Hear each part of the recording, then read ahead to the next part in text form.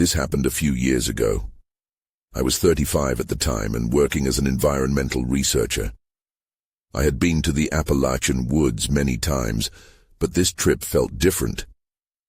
I was there to study the impact of human activity on wildlife.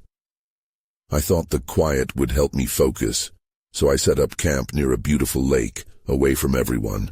Setting up my tent was easy. The woods were calm, just the wind blowing through the trees. I felt good as night fell. I made a small fire and cooked my meal. But then, around midnight, I heard laughter. It was faint but close enough to make my heart race. I figured it had to be other campers. The woods felt empty, though. Maybe they didn't know how late it was. But the laughter had an unsettling quality. It felt like they were laughing at me. I tried to ignore it and sleep, but I couldn't. My thoughts were racing. As the whispers began, the laughter twisted into something darker. I laid wide awake, thinking I was just imagining things. The next day I went for a hike. I wanted to clear my head. I stumbled upon odd carvings on trees. They were strange symbols, nothing I recognized. I felt a chill as I touched them. The air around me felt thick, like it was alive. I looked behind me, but the woods were silent. I told myself that I was just being paranoid. On the third night, I stepped outside my tent and found small footprints in the dirt. They looked like a child's. My stomach dropped. I followed them for a moment, but they led nowhere, vanishing into the shadows. The whispers inside my head grew louder. I felt like something was watching me, waiting. Then came the fourth night. I stood outside my tent, my heart pounding in my chest. That's when I heard it. A girl's voice asking my name. I spun around, but I was alone. The woods felt too close, breathing in sync with me. I stepped back, my instincts screaming to run. Just then I saw movement in the corner of my eye. I turned, and there it was again. The laughter. It wasn't playful this time. It twisted around me like a warning. I bolted back to my tent, quick as lightning. I felt like I had crossed some line that should have remained untouched. I threw myself into my sleeping bag, shaking. It was so quiet after that. Too quiet. I pressed my hands to my ears, wishing the whispers would stop. Then I heard it again, clear as day. "Why are you with her?" a voice asked. My blood ran cold. I turned around, but there was no one behind me. Just trees and darkness. I spun back, ready to scream, and the figure was gone. I never saw anything escape into the woods, but I knew something was out there with me. My heart felt like it would burst.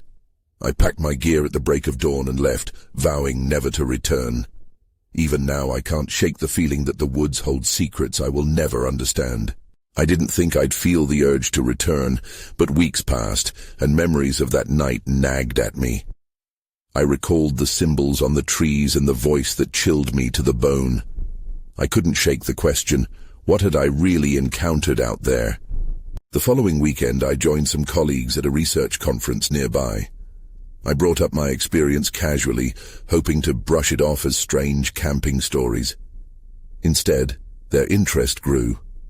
One of them, Sarah, a folklorist, leaned in, her eyes glinting with curiosity.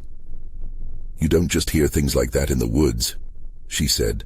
"It sounds like something local, maybe something historical." I shrugged it off. I didn't want to dive back into that nightmare. But the seed of curiosity took root.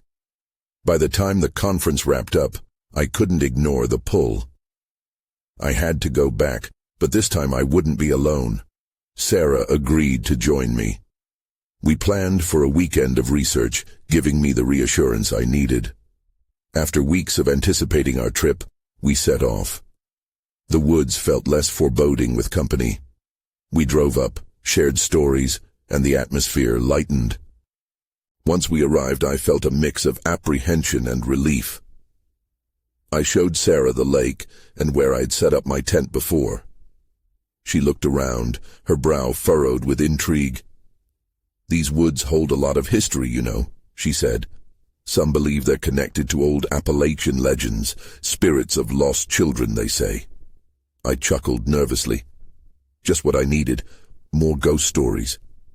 As the sun dipped below the horizon, we built a fire. I attempted to push aside my unease, focusing instead on gathering data for my research. But as night fell, I caught myself glancing into the darkness, waiting for the laughter to return. It was then, just past midnight, that I heard it again. Soft, giggling. My heart hammered in my chest. I exchanged looks with Sarah. She had heard it too. I could see the tension in her shoulders. "Are you messing with me?" I asked, trying to sound lighthearted. "No, I heard it," she replied, eyes darting through the shadows. "It sounds childlike."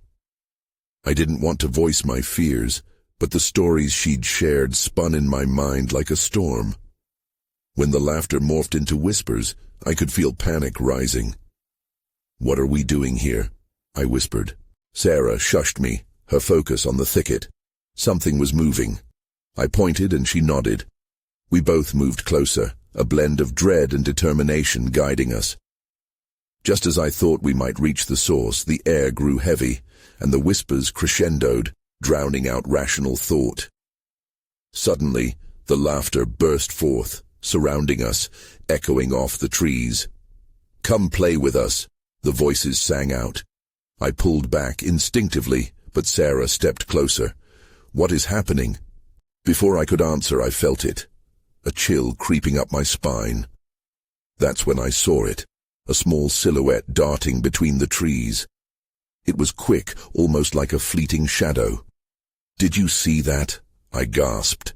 The urgency in my voice sharpened the atmosphere. But Sarah was already moving forward, drawn in by whatever threatened to ensnare us. "Sarah, wait!" I shouted. And as she took one more step into the night, the figures returned, swirling around her, giggling. I felt the dread consume me as the darkness thickened, hiding whatever secrets resided within. In that moment, I knew we had stepped further than before. "Sarah!" I screamed, and the echoes of the laughter faded into silence. "Sarah!" I called again, my voice cracking. The shadows shimmered where she had just been standing, but she was gone. I stood frozen, wrestling with disbelief. How could she have vanished? The laughter faded, leaving behind an oppressive silence that felt like a heavy blanket. My instincts screamed at me to flee. I turned, ready to sprint back to the safety of the campfire. But something in the air shifted. The trees swayed, though there was no wind. A muffled giggle flitted through the branches, teasing me. I hesitated. "Sarah!" I shouted one last time. The night swallowed my words, and I felt an unsettling pressure in my chest. I couldn't abandon her. My feet moved before my mind could catch up, driven by desperation. I stepped carefully into the darkness, squinting to see if I could make out any sign of her. Each crackle of twigs echoed like a gunshot in the tense quiet. Time felt distorted, stretching out as I ventured deeper into the woodlands. "This is insane," I muttered to myself. Suddenly I stumbled over a root and fell to my knees. As I scrambled back, a faint glow caught my eye. I rose, brushing dirt from my hands, and stared ahead. The soft light flickered like fireflies dancing in the gloom. I followed it, heart racing. It led me deeper into the thicket. I soon found myself facing a small clearing, illuminated by pale light. That's when I saw them, tiny figures circling around something in the center. My breath hitched. They were children. Their ages seemed to blend, but their faces were shrouded in shadows. The moment I stepped into the clearing, their laughter erupted, ringing out like wind chimes. The sight sent chills down my spine. They looked up, and for a heart-stopping moment I felt their gazes land on me, piercing and curious rather than menacing. "Where's Sarah?" I croaked, stepping forward.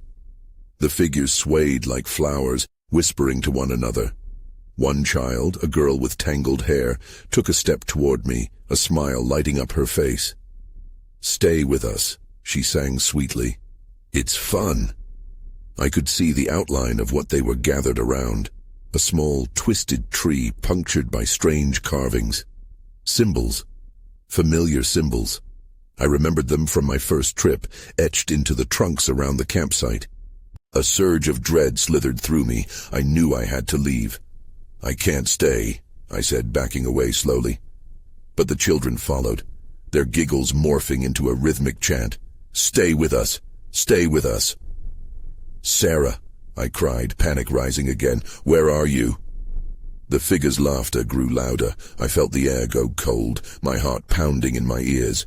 Then, just as suddenly as they had appeared, they stopped, their heads tilting in unison as if they sensed something. And that's when I heard it, a soft whimper coming from behind the clearing. My heart went still. It was then that I understood. Sarah was near. But a wave of intensity swept over me, the whispered warnings barely audible above the children's chants. My eyes were drawn to the girl again. Come play, she beckoned. No, I shouted, shaking my head. I turned toward the whimpering sound, desperate to find Sarah. But just as I did, darkness enveloped the clearing. The children vanished, engulfed by the night. Everything went silent. My eyes strained to adjust, and I stumbled backward, feeling the ground shift beneath me. A chill wrapped around my heart as dread washed over me. Then, I heard it, the unmistakable sound of footsteps behind me. I spun around, adrenaline surging through me. The footsteps were slow, deliberate, almost mocking. Who's there? I called out, my voice wavering. Silence answered. I took a few cautious steps back, heart racing, but my feet caught on the thick underbrush. I stumbled, barely catching myself before I fell. Sarah, I yelled again, desperation slicing through the dark. A voice, soft and almost playful, drifted through the trees. Why are you looking for her? I froze. It was a familiar voice, yet it sounded twisted, almost like an echo from a dream. Where is she? Stay with us, the voice chimed.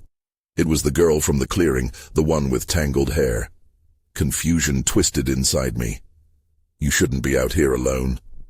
I shook my head fiercely, trying to clear my thoughts. I'm not alone. I'm looking for Sarah. I need to go. The girl appeared then, her smile wide and bright against the shadows. But we're having fun. Don't you want to join us? I stepped back again, scanning the surroundings. This isn't fun. Let her go. The laughter flowed back, a chorus of tiny, mocking voices. Why should we? She's one of us now. No! I screamed, terror pushing me into motion. I turned to run, but the shadows seemed to thicken, grabbing at my legs. I felt a pull, a force trying to drag me back. The footfalls came again, closer this time, a steady rhythm keeping pace behind me. I sprinted, branches tearing at my skin, barely caring about the pain. In panic-fueled flight, I burst through the thinning trees, gasping as I stumbled back into the campsite. The fire flickered, struggling against the night's oppressive grasp. The warmth wasn't enough to ease the cold fear clenching my heart. Sarah! I yelled, but only silence greeted me. I whirled around, scanning the area. The shadows felt alive, pressing in on me. Every rustle took on a sinister tone. Memories of the children echoed in my mind as I caught sight of something on the ground where I had fallen earlier, a small painted rock with one of the strange symbols. I picked it up, its surface cool against my palm. The symbol was similar to those carved into the twisted tree, and a sense of dread washed over me. What does this mean? I whispered, staring at it. That's when I heard it again. A soft whimper, unmistakably Sarah's voice. It floated from the woods behind the clearing, laced with fear. My heart thundered. Sarah! I shouted, unable to contain the panic rising in my chest. I had to find her. I couldn't leave her behind. I gripped the rock tightly and turned back toward the dark woods. As I stepped forward, movement caught my eye. From the shadows emerged the children again, their faces still obscured, but their eyes glinting like silver coins in the dark. They stood at the edge of the forest, watching me with a morbid curiosity. Come back and play, they echoed, laughter artfully mingling with the night air. Panic and determination collided within me. I needed to get to Sarah, but could I face them again? The shadows loomed larger, and I felt the weight of their gaze as they stepped closer, calling for me to return. Something deep inside told me I had to choose before it was too late. I couldn't let the shadows win. I needed to find Sarah. I took a deep breath, forcing myself to focus. The faint whimper echoed again, pulling me toward the woods. "Stay back," I shouted at the children, though my voice trembled. They paused, tilting their heads like curious birds. Their laughter faded, replaced by a low hum that felt almost like a chant. I gripped the painted rock tighter, wishing I understood what it meant. With shaky steps, I stepped past the campfire, its warmth almost comforting against the chill creeping over my skin. My heart raced as I approached the edge of the trees. I could feel the darkness pressing against me. Yet Sarah's whimpers pushed me forward. They were closer now, not just echoes, but real, tangible.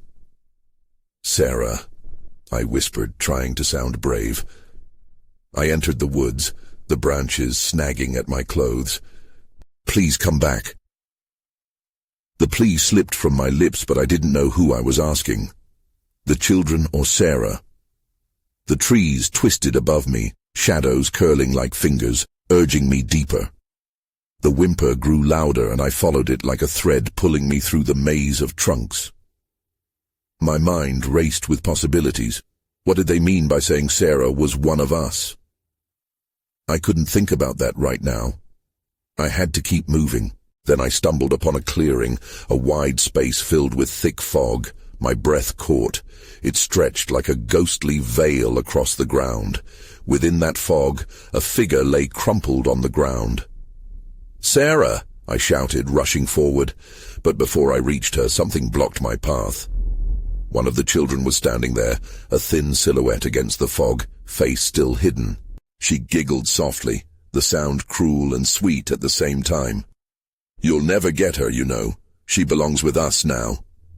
Panic surged. "No, let her go," I demanded, but my voice wavered.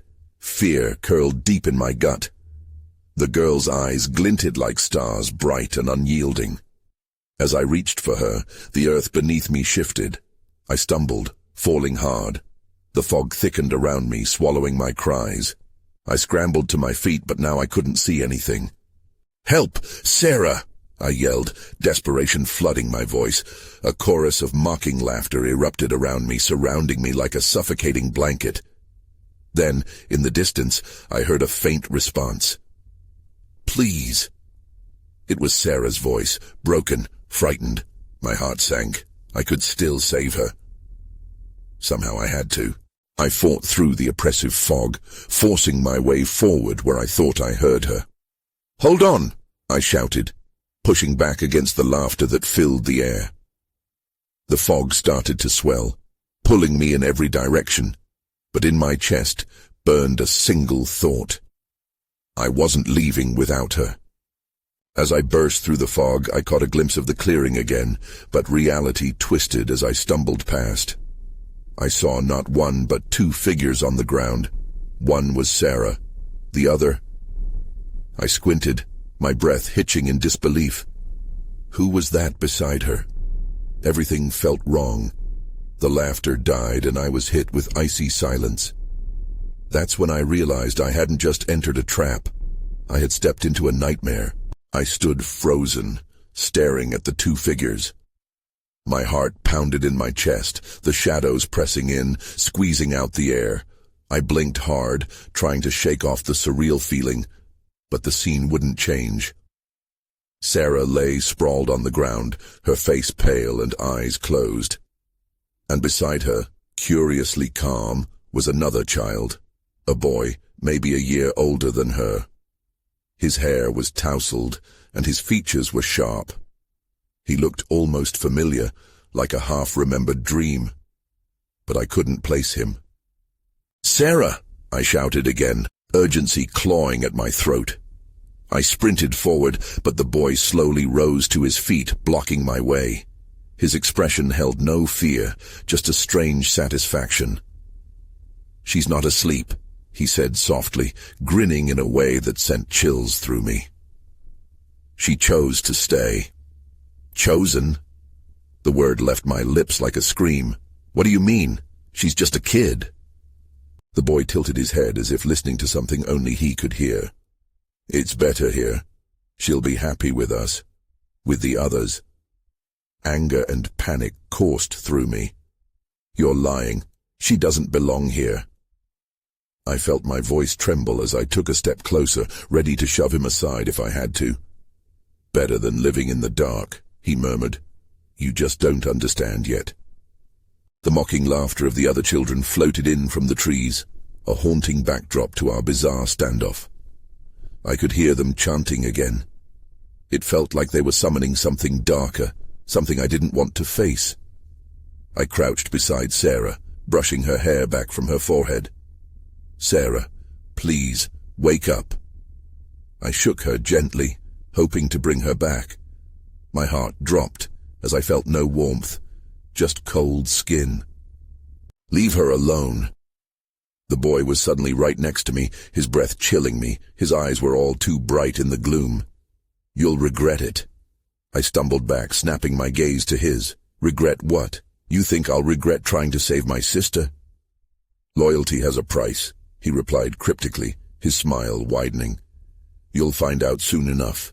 Before I could respond, the boy turned and sprinted back into the fog, his laughter echoing around me. I felt a wave of dread wash over me. I had to act fast. My eyes returned to Sarah, then flicked around for the boy. And that's when I saw it. The spot where he had been was shifting, the ground swirling with mist as if it were alive. Shadows twisted like tendrils reaching for me. "Sarah!" I cried one last time before everything went black. Then I felt something hot on my face, warmth that didn't belong in this freezing nightmare. I blinked and saw Sarah stirring, her eyes fluttering open. "What? Where are we?" she whispered, confused but alert. "Sarah!" I gasped. "We have to get out of here!" But as I pulled her to her feet, a voice echoed through the trees, different yet familiar. "You've had your chance." At that moment, dread filled me again. Who had the power to keep us here? Who was I really fighting against? I turned to find the source of the voice, but all I saw were shadows closing in. I knew then that this was just the beginning. I hadn't just wandered into the woods, I'd unearthed something much worse than I could ever imagine. My heart raced as I yanked Sarah to her feet. The trees around us loomed, their branches swaying gently, even though there was no wind. I glanced back toward the direction the boy had fled, the shadows pulsing in the wake of his laughter. "Who said that?" I whispered, my voice barely above a murmur. I don't know," Sarah replied, her eyes darting around as if she could see something I couldn't. "What's happening?" We had to move. I tugged at her hand, leading her deeper into the woods, away from the laughter and the boy. "Stay close to me," I urged, scanning our surroundings for any sign of danger. The mist thickened, wrapping around us like a living thing, and I could feel the chill creeping into my bones. As we stumbled through the underbrush, I suddenly noticed the ground beneath us was covered in something unsettling. Scraps of fabric, bits of toys, and blackened stones, like offerings left behind. I knelt to inspect a small, tattered doll that looked just like Sarah. The same wild hair, the same smile painted on its face. Goosebumps shot down my arms. "What is this place?" She shivered, stepping back. "We shouldn't be here. We have to keep going." I forced myself to stand, holding on to the doll as a reminder that we needed to escape. It felt wrong to leave it behind, somehow tethering me to the memories of happier days before the darkness seeped in.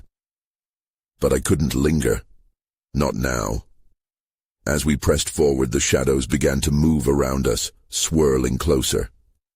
"Come on," I urged, not daring to look back. I could feel eyes watching us, a weight in the air that made it hard to breathe.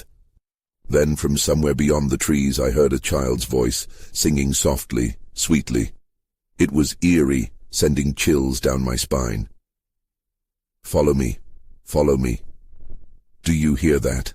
I asked Sarah, who had stopped in her tracks. Her face went pale as she nodded. "Yeah, but it sounds wrong." "Let's just ignore it and keep moving," I whispered, willing us to keep going. But as we turned to leave, the singing grew louder, the call more insistent. A flash of movement caught my eye, and I froze. There, just beyond a gnarled tree, stood a girl about our age, her hair long and tangled, twinkling with dew under the dim light. Her eyes were wide and haunting. "You shouldn't be here," she said, and her voice rang like a bell, clear and sharp in the fall of twilight. "Why not?" I managed to choke out, feeling the shadows creep closer. "Because we've been waiting." My stomach turned. Waiting for what? With a grin that didn't reach her eyes, she beckoned us forward. "For you." Before I could react, shadows surged from the ground, swirling around Sarah's ankles, pulling her back with an icy grip. "No!" I lunged, but something slammed into me, knocking me breathless. The girl laughed, and it echoed around us, filling the clearing with darkness. "You will stay." I fought against the weight on my chest, my pulse pounding in my ears. "Sarah," I shouted, reaching out, but she was fading, lost in the fog of her choice. And just like that, everything went dark again. I gasped, jolted back to consciousness. My heart raced as I scrambled to sit up. The weight of the shadows lifted, but an unsettling silence replaced it. I blinked, trying to make sense of where I was. The mist still clung to the air, but the girl and Sarah were gone. Panic surged within me. I was alone. "Sarah!" I shouted, my voice shaky but firm. No answer came, only the soft rustling of leaves and an occasional distant call of a nightbird. I pushed myself to my feet, looking around. The darkness felt thicker now, as if it had swallowed everything whole. Taking a deep breath, I forced myself to think. I couldn't just stand here, I had to find her. I squeezed the doll tightly in my hand as I ventured further into the murky maze of trees. Each step felt weighed down by dread. What if I never found her? The thought threatened to suffocate me. As I moved deeper, the landscape changed. The underbrush began to gradually clear, revealing a small clearing illuminated by the faint glow of moonlight. In the center, something glistened, catching my eye like a beacon. I moved closer, and my stomach dropped as I realized it was a collection of trinkets and toys, just like those I'd seen earlier, but these were different. These looked familiar. A shiny locket, a broken toy car, and a worn-out book with the name Emily scribbled on the inside cover. I felt a chill run down my spine. "Emily," I whispered to myself, the name echoing with sudden weight. It sounded like a name I should remember, but the memory eluded me. That's when I noticed it. The ground was shifting. Tiny figures moved just beneath the surface, their forms barely visible against the soaked earth. I squinted, trying to understand what I was seeing. Shadows twisted and morphed, briefly taking shape before retreating back into the darkness. Were those faces? Panic surged again, and I turned to run. I needed to find Sarah and get out of here. But then a voice, soft and haunting, drifted from behind me. "Emily is waiting." I spun around. The girl from before stood there, her presence both captivating and terrifying. "What do you want with us?" I shouted, my voice ringing in my ears. "Not you," she replied, her smile stretching far too wide. "But you can help her." "Help her?" I took a step back. "What do you mean?" Her grin faltered slightly just for a moment. "She has to choose. You all have to choose." "Choose what?" I felt the ground beneath me tremble, shadows swarming like a tempest. I needed to understand. I was losing my grip on reality, and I couldn't let myself be swallowed by this nightmare. "Join us," she said, her eyes gleaming with a light that held no warmth. "Or be lost." A sudden gust of wind whipped through the clearing, pulling at my clothes and tangling my hair. I tried to shout, to demand answers, but my voice was swept away. Standing there, surrounded by secrets and choices I didn't understand, I realized time was running out. I had to find Sarah before it was too late, and that's when I saw it. A path emerging, glowing faintly against the dark ground, leading deeper into the woods. I didn't know where it went, but I couldn't stand still. I had to take my chance. I stepped forward into the unknown, hoping against hope that Sarah would be waiting at the end. The path was narrow but clear, the glow beneath my feet pulsing softly like a heartbeat. I focused on my breathing, trying to drown out the voice of the girl and the suffocating weight of the shadows. Each step felt like I was walking between worlds, one of darkness and the other of hope. I couldn't shake the fear that something might be lurking just beyond the trees. As I moved forward, the sounds of the forest changed. The rustling leaves became whispers, faint and conspiratorial. "Where are you going?" they seemed to ask. I shook my head, pushing the thought away. I felt trapped, like prey in a game I didn't understand. Suddenly, a figure stepped into the path ahead of me. It was a boy, maybe a year or two older than me, with wild hair that framed his face. He stepped out from the shadows, an unsettling calm about him. "You shouldn't be here," he said, his voice gravelly and low.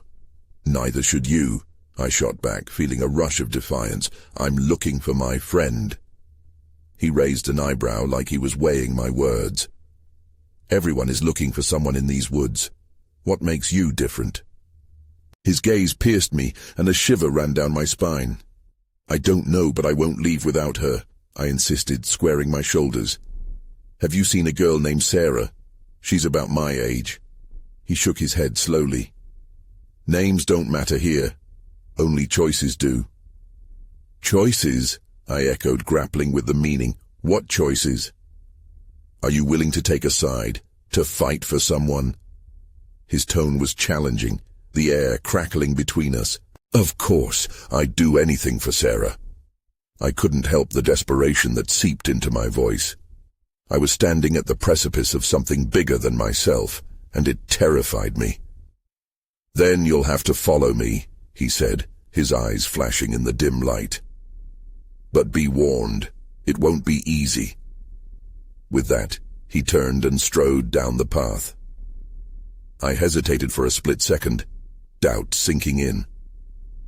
But I had no choice. I dashed behind him, the feeling of urgency bearing me forward. We entered a denser part of the woods. The trees loomed overhead, their branches intertwining like skeletal fingers blocking out the moonlight. The atmosphere shifted. It felt alive, watching, waiting. I could hear the rustling of something nearby, and my heartbeat quickened. "Keep close," the boy murmured, glancing over his shoulder. "The shadows don't like intruders." "What do you mean?" I asked, a hint of fear creeping in. "They'll try to separate us." "Don't let them." Before I could process his words fully, the ground trembled again. The shadows around us thickened, creeping in to swallow the meager light. A deafening silence enveloped everything. "Run!" he shouted, and we darted down the path, the disembodied whispers rising into a wailing chorus. Just then, the ground gave way beneath my feet, and I stumbled, nearly losing my balance. "That's it. Don't give in," he urged, his voice cutting through the howls. I pushed forward, refusing to look back, knowing the shadows were hungry for despair. In that moment, a bright flash erupted in the distance, illuminating something or someone standing at the end of the path. I squinted, heart racing. Was it Sarah? "What is that?" I exclaimed, pulling away from the boy. "Don't," he warned. But it was too late. I was drawn to the light, compelled to take a step closer. And as I did, everything went dark. I blinked, the sudden absence of light leaving my eyes stinging. The warmth of the glow faded, replaced by the cold grip of the shadows creeping back into existence. My heart raced as panic settled in. "Sarah!" I called out, desperate to find her again. The boy had disappeared, swallowed by the darkness as if he were never there. "Sarah!" I shouted again, anger and dread swelling in my chest. The absence of her voice was deafening, the silence of the woods oppressive. I had to keep moving, even though dread gnawed at me like a persistent rat. I pushed through the shadows, my fingers brushing against the rough bark of trees, praying they wouldn't reach out to grab me. The forest twisted and turned, each step plunging deeper into a belly of uncertainty. Suddenly laughter erupted from somewhere nearby, light, childlike, and yet laced with something sinister that made the hairs on my neck stand up. Was it the children again? I swiveled on my heel, straining to find the source, but the thick mist obscured everything. The laughter faded, replaced by soft whispers that swirled around me, teasing and beckoning. "Join us!" the voices sang, threading through the trees. My gaze darted nervously. Every instinct screamed to run, but I hesitated, drawn into the very depths of the haunting call. Thoughts of Sarah filled my mind. Where was she? Was she in danger? Then, without warning, I saw it. A flash of familiar hair flickered in the shadows, and my heart leaped. "Sarah!" I shouted again, charging toward the dizzying vision. The world around me shifted, shadows rising and falling like waves. I stumbled, scrambling toward the figure that faded into a distant thicket. The air thickened. The trees seemed to lean in closer, suffocating my resolve. I wouldn't let these woods take her too. But as I neared the thicket, the shadows whispered louder, their tonality shifting into something darker, angrier. "Stay away," they hissed, snaking about my ankles like serpents. The ground beneath me felt tremulous, as if the earth were a living entity swallowing the light. Determined, I shook the shadows off and pressed deeper, fighting the pull.